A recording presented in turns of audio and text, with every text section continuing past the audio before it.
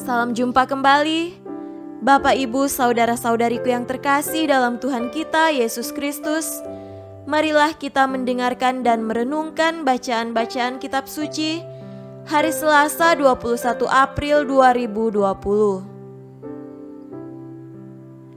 Bacaan pertama dari Kisah Para Rasul, pasal 4, ayat 32 sampai 37. Adapun kumpulan orang yang telah percaya itu, mereka sehati dan sejiwa, dan tidak seorang pun yang berkata bahwa sesuatu dari kepunyaannya adalah miliknya sendiri, tetapi segala sesuatu adalah kepunyaan mereka bersama. Dan dengan kuasa yang besar, rasul-rasul memberi kesaksian tentang kebangkitan Tuhan Yesus, dan mereka semua hidup dalam kasih karunia yang melimpah-limpah. Sebab tidak ada seorang pun yang berkekurangan di antara mereka.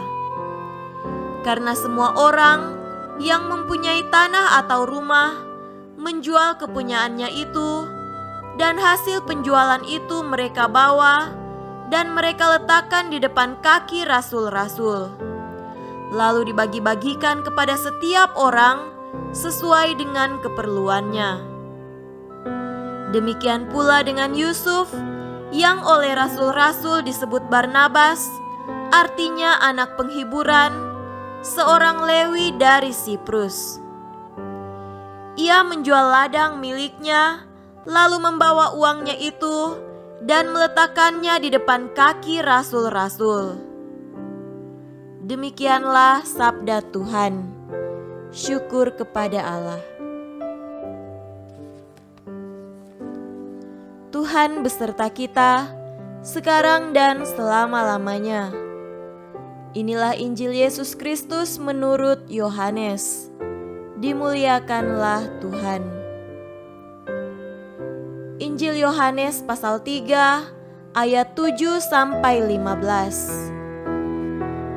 Janganlah engkau heran, karena aku berkata kepadamu, kamu harus dilahirkan kembali.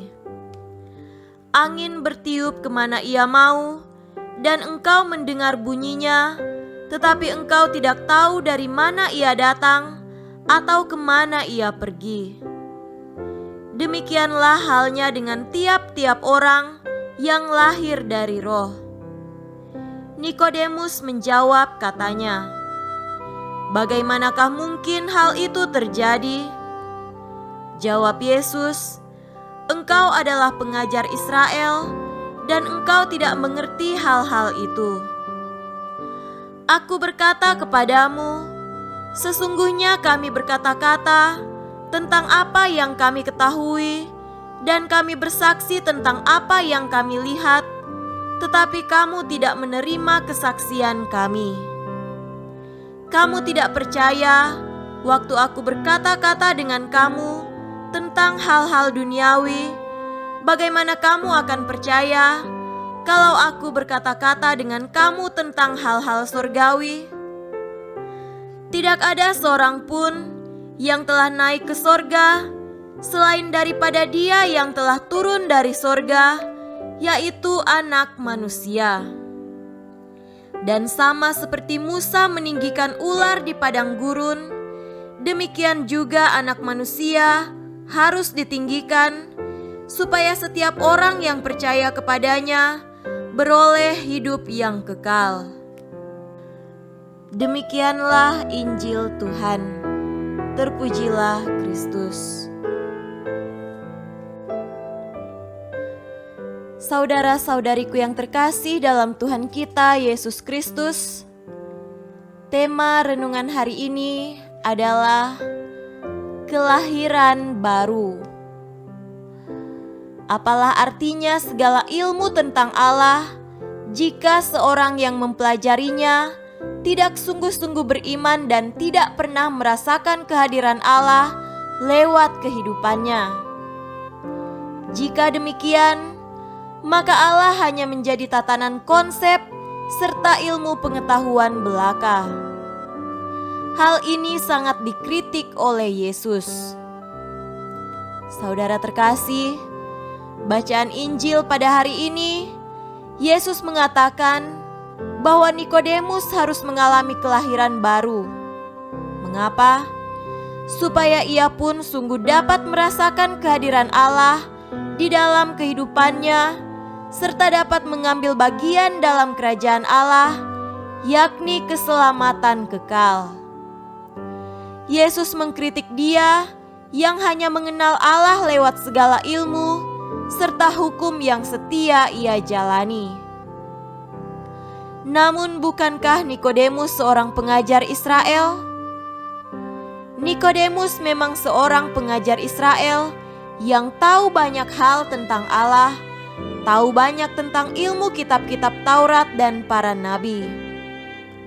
Meskipun tahu banyak, namun ia tidak sungguh berada dalam hadirat Allah serta merasakannya. Oleh karena itu, Nikodemus perlu mengalami kelahiran baru. Dengan mengkritik Nikodemus, Yesus ingin menyadarkannya bahwa Allah tidak dapat dikurung oleh tatanan pikiran manusia. Allah jauh lebih besar dari segala pengetahuan yang dimiliki oleh manusia. Namun, dari mana bisa memperoleh kelahiran baru itu?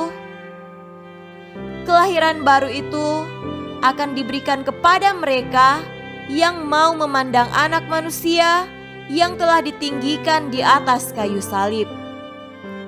Dari situ mengalirlah air dan darah yang melambangkan Roh Kudus yang menyucikan manusia agar menjadi manusia baru. Saudara-saudariku yang terkasih, ketika kita dibaptis, kita mengalami kelahiran baru. Namun kita dengan mudahnya mau kembali menjadi manusia lama lewat perbuatan dosa yang kita lakukan. Bersyukurlah bahwa dalam gereja Katolik ada sakramen pertobatan yang dapat membantu kita untuk kembali menjadi manusia yang baru. Dengan setia menjadi manusia yang baru, berarti kita terus mengambil bagian dalam kerajaan Allah. Rasakanlah hadirat Tuhan, karena hal itu jauh lebih berharga daripada apapun juga. Semoga demikian. Amin.